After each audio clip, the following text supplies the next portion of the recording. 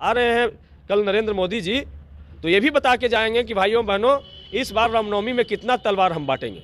युवा पूछ रहा है कि रोजगार कहाँ है, सिर्फ जैसा को रोजगार चाहिए और भी देश के जो करोड़ों बच्चे हैं उनको रोजगार चाहिए।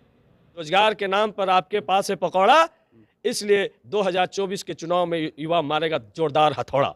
और तलवार हमेशा एक दूसरे का भाई भाई का गर्दन काटने का काम आता है, समाज को जोड़ने के लिए कभी तलवार किसी ने नहीं उठाया है। तो गोपालगंज, जमुई और हाजीपुर हम लोगों ने रविदास जाति को देने का काम किया था, और गया जो जहाँ है वहाँ सरजीत जी को पासवान जाति से हम लोगों ने देने का काम किया था। तो हमारी पार्टी ने किसी को उपेक्षा नहीं की है। जो राजनीतिक रूप से जागरूक कुशवाहा समाज जो थे उनको नीतीश कुमार जी ने या फिर सम्राट चौधरी जी ने हाशिए पर ढकेल दिया था। इस बार हम लोगों ने 5-5 टिकट दे करके उनका प्रतिनिधित्व, आबादी के अनुसार उनका प्रतिनिधित्व हमने देने का काम किया। सम्राट चौधरी बताएं कि उनका पार्टी क्या सिर्फ त्रिशूल और तलवार वालों की पार्टी है। मांझी जी को हम लोगों ने देख देख के बड़ा हुए हैं, उनके प्रति हम सब लोग के मन में बड़ी आदर भाव है, पिता तुल्य है। लेकिन जिस तरीके से उन्होंने वैचारिक परिवर्तन किया, अपना पूरा विचार आरएसएस और भाजपा के सामने में घुटना जो टेकने का काम किया, उस पर बड़ी तरस आती है। देखिए सरजीत पासवान जी, ये सब हम सब लोग जानते हैं कि सरजीत पासवान जी पढ़ाई लिखाई से इंजीनियर हैं, मृदुभाषी हैं, नौजवान हैं, और उनको विधायक बनने का 3-3 टर्म मौका मिला। उन्होंने अपने क्षेत्र में जम के काम किया। कृषि मंत्री बनने का मौका मिला। आप देखें कि कृषि मंत्री बनने के बाद मगध क्षेत्र में हजारों करोड़ की योजनाएं उन्होंने दी, जिसमें आप टनकुप्पा में एक सेंटर ऑफ एक्सेलेंट जो उन्होंने देने का काम किया, 350 करोड़ का योजना है। तो ये काम हमारे सरजीत भाई ने करने का काम किया है, और स्वच्छ छवि के हैं। कोई ये नहीं कह सकता कि उन पर कोई दाग है, कोई ये नहीं कह सकता कि कभी उन्होंने किसी को अहित करने का काम किया। इनके पिताजी का पूरा जो जीवन रहा, राजेश कुमार जी, कि उनका पूरा जीवन सामाजिक न्याय के स्थापित करने के लिए, गरीब गुरबे, दलित पिछड़ा कलियतों के आवाज़ बन करके सब दिन रहे। तो हमको लगता है कि राजेश कुमार जी के बाद कोई सदन में जाकर के बोलने वाला, गया को कुछ ऐतिहासिक योजनाओं से जोड़ने वाला, मजबूती से बात रखने वाला कोई संसद मिलने जा रहा है, तो उस व्यक्ति का नाम कुमार सरजीत होगा। से रोजगार को लेके आप घेर रहे हैं, मोदी जी को जकड़ लिया है आपने, उनको रोजगार के मुद्दे पर ना उगलते बन रहा है ना निगलते बन रहा है। लेकिन आपके नेता ने मछली खा लिया, वो कांटा लग गया बीजेपी को, कैसे देखते हैं? देखिए बीजेपी को मछली दिखाई पड़ा, लेकिन इतना बड़ा भारत का भाइयों बहनों 80 करोड़ नौजवानों का भविष्य नहीं दिखाई पड़ रहा है। बीजेपी को मछली का कांटा दिखाई पड़ गया, लेकिन जो मणिपुर में हमारी माँ बहनों को निर्वस्त्र करके घुमाया गया, उनके साथ जो दरिंदगी की गई, वो दिखाई नहीं पड़ रहा।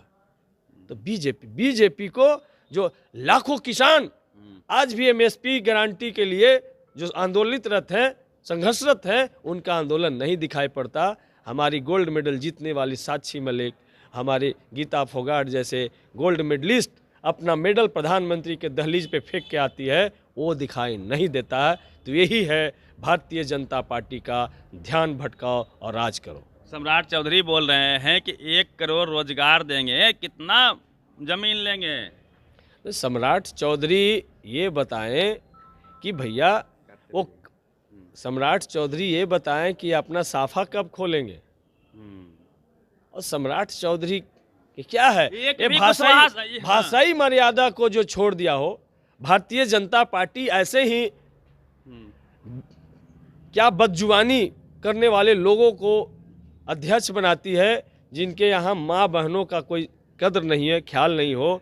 तो इसलिए 1 सीट नहीं सम्राट चौधरी दिलवा पाए कुशवाहा समाज का बीजेपी से।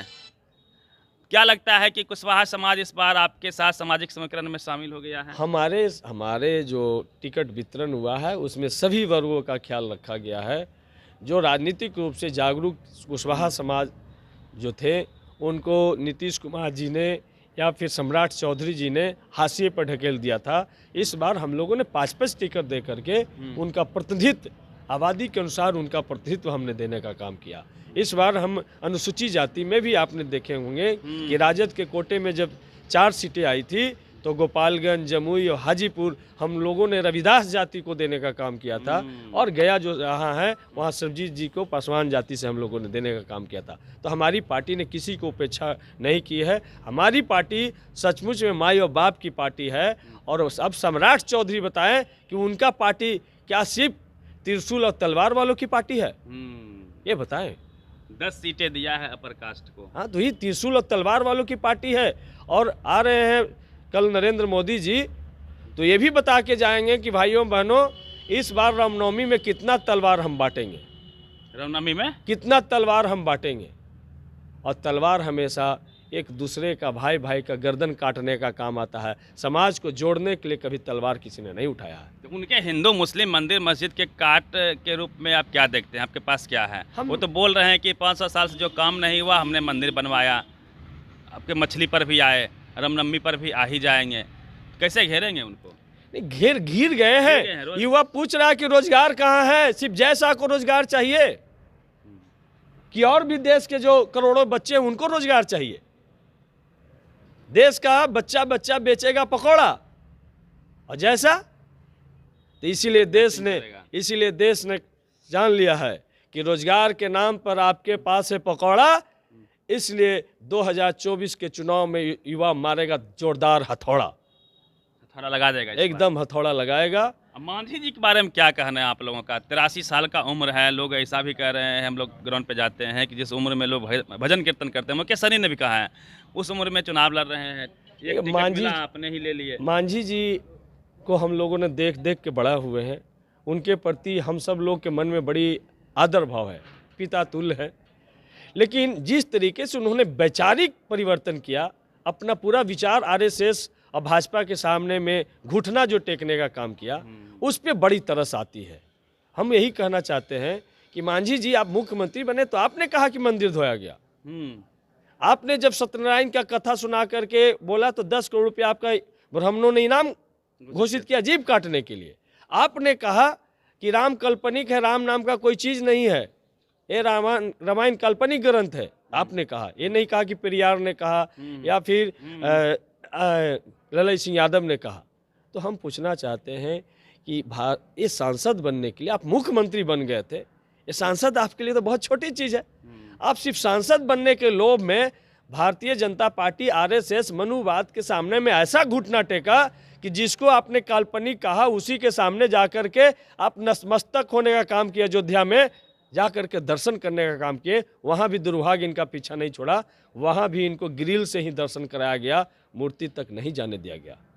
तो हम कहना चाहते हैं कि आदरणीय जीतनराम मांझी जी, आपको दर्शन ही करना था, आपको आशीर्वाद ही लेना था, तो चले जाते गहलोर घाटी में बाबा दशरथ मांझी के समाधि पर जाके आपको दर्शन करना चाहिए था। जो मांझी समाज का आन बान शान है, जो हम श्रमजीवी वर्ग का एक पहचान है दशरथ मांझी, वहाँ जाकर के आपको दर्शन करना चाहिए था, या बाबू जगदेव सिंह कुशवाहा के कुर्था पे के समाधि पे जाकर दर्शन करना चाहिए था। तो इन्होंने क्या किया? सरबजीत पासवान पे क्या कहेंगे? वो कृषि मंत्री रहे, गया के लिए क्या किया, कैसे कैंडिडेट हैं? देखिए, सरबजीत पासवान जी